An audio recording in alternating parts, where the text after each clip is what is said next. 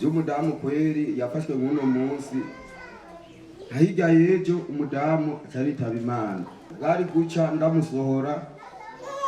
shatani shiramuntwara ndahumura nditekerereza ndafata akana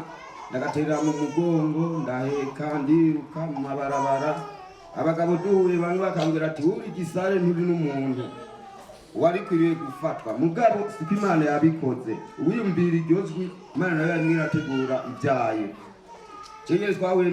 n'umugira neza nkanazi niyava niyatura arambira ati none wewe nibiki none ubona aho byambayeko burya ribi byambayeko urabimenya ubimenyere yuko atari jeje nyene n'abandi bizobashikira yavuze ati wewe reka tuguhe amahera kujana Ingozi